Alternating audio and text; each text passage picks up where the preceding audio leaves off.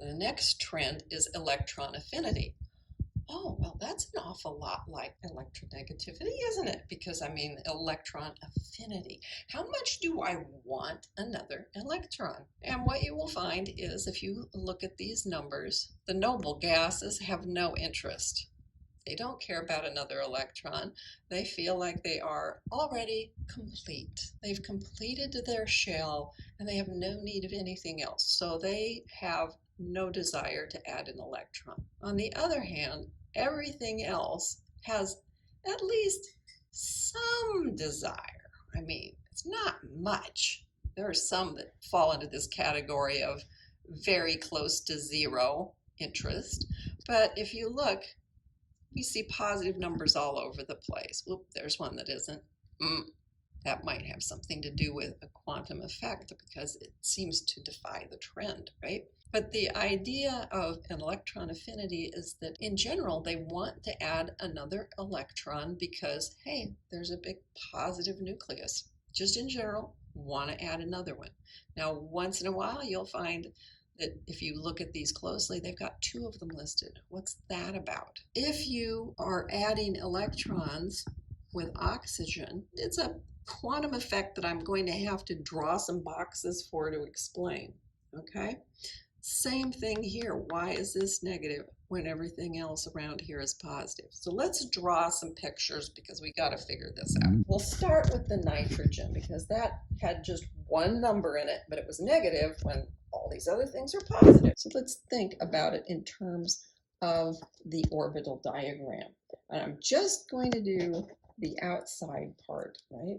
I want to know what's going on. Here's the 1s. It's full. Here's the 2s. It's also full. And then I have the 2p, which had three possibilities, right? And there's one in each of these boxes.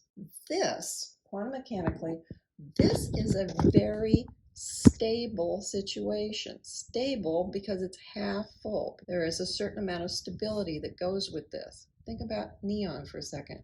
Neon was one of the noble gases that we said had no interest in getting another electron. The 1s is full, the 2s is full, and the 2p is totally full. This one is stable because it's full. And this is the case for all those noble gases, as they're just sitting there going, yeah, I've got everything I want. No, never mind. Don't need any more.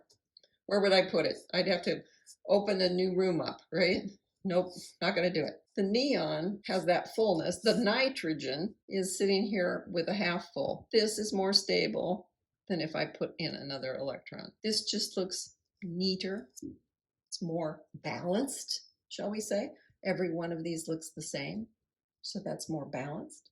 That's how it's similar to the noble gas thing. Now let's talk about the oxygen because that one was really strange. So here's the oxygen with 8. There's the 1s that's full. There's the 2s that's full. And here's the 2p. 1, 2, 3, 4. It doesn't want to add one to this box. That wouldn't help make it look nice and neat. But it doesn't want to add just one. But if you offer it two, it's like, oh yeah, I'll take that deal. Because you see, if I got to add 2 electrons to it, these would both end up getting filled in. Then it would look like the neon. It would be totally full. So adding 1 electron, not terribly interested. Adding 2, oh, you bet. Everybody wants to pretend that they're a member of the glitterati, right? So, yeah, I want to pretend I'm a neon. Yep, you bet, I'll do it. And that's why some of these have this double listing. You see sulfur is the same way. You offer it 1 electron, it's going to go, no thanks. You offer it 2, it's like, oh, sure, I'll take that deal. And it looks exactly like what I wrote for oxygen, except for it would be happening in the 3p set of orbitals instead of the 2p set of orbitals. 2 versus 3. One more trend here, okay? Trends in ionization energy. Okay. How is ionization energy different than what we just did with electron affinity? Well, electron affinity was getting another electron.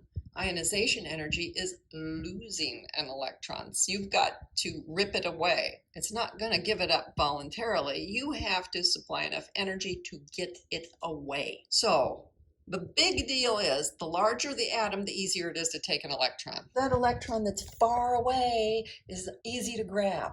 So the larger the atom, the easier it is to take an electron. So you can just look at the size. Oh, wait, we know trends for size.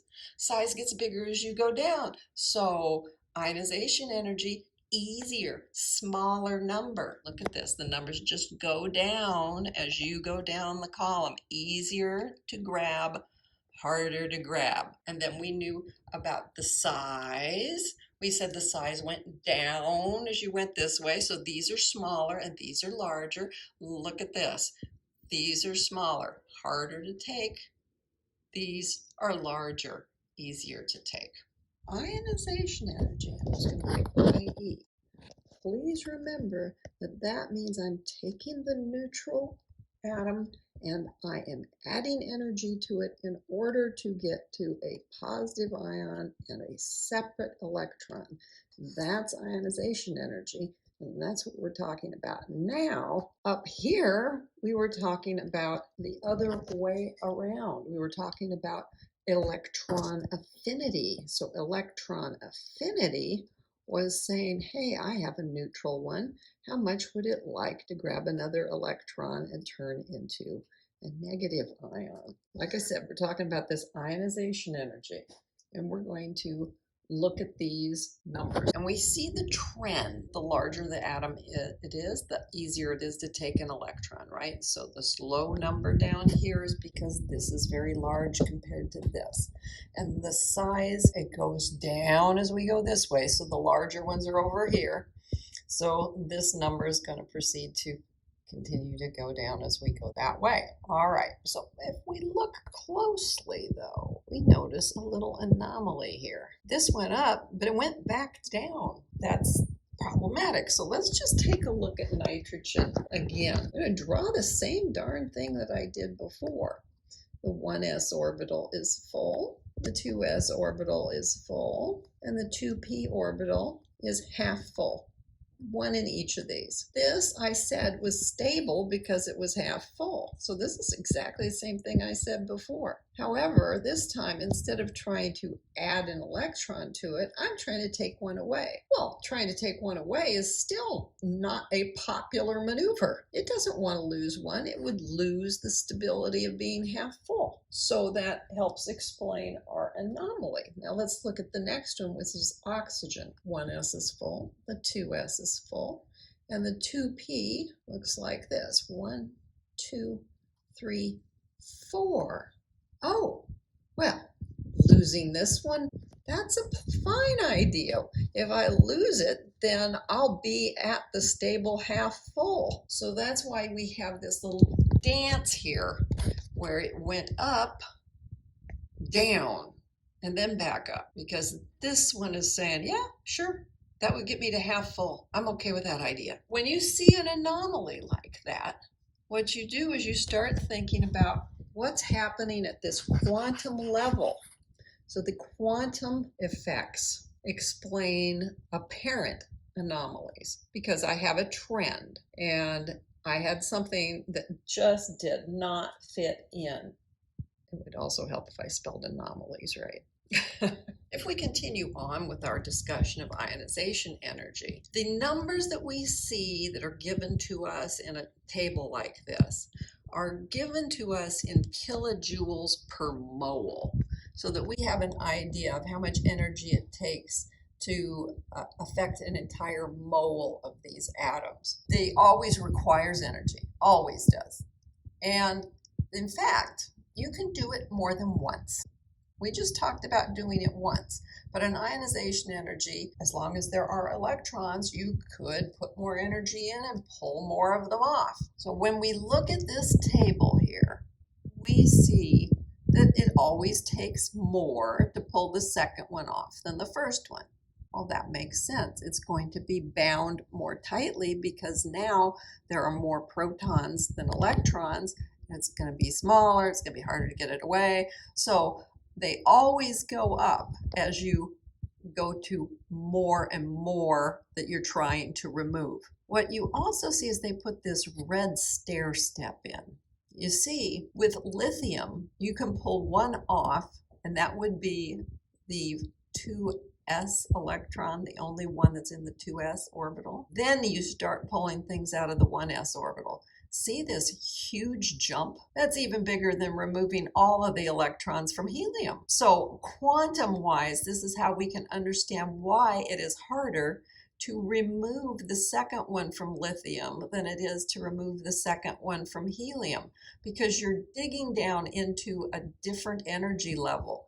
These were both at the same energy level. Anytime you see that stair step, you see the huge increase because you're going down past the valence electrons into the core electrons, if you'll remember what we were talking about when we were discussing the whole business of, hey, I've got 1s2 and then I've got 2s1. This was lithium.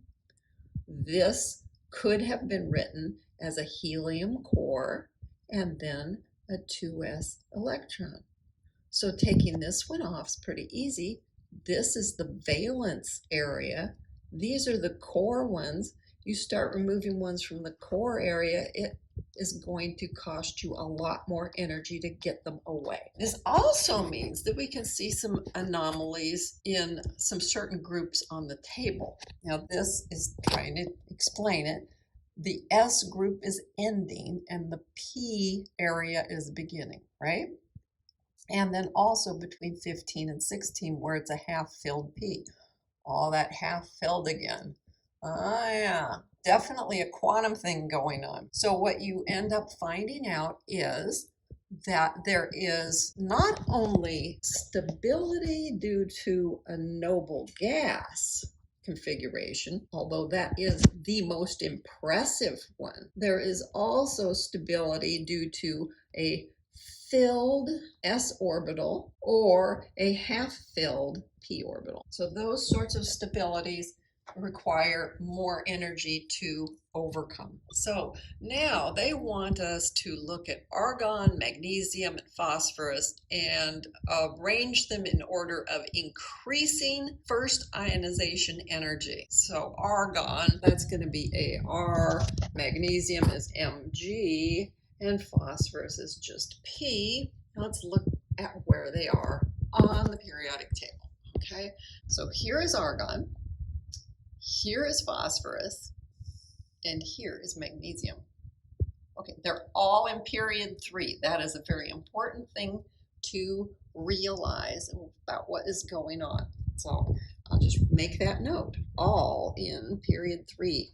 Now, what is true about each of them? Well, this one is the noble gas in that particular period. Magnesium is a metal in that area. And phosphorus is a non-metal in that area. Anything else I want to add about that? Well, being as this is a noble gas, it means the entire shell is filled. It's a neon core, and then 3s2 and 3p6. The magnesium is also a neon core, but all it has is the 3s2. But that is a filled subshell. Okay, we'll think about that. And the phosphorus is also a neon core, 3s2 and 3p3.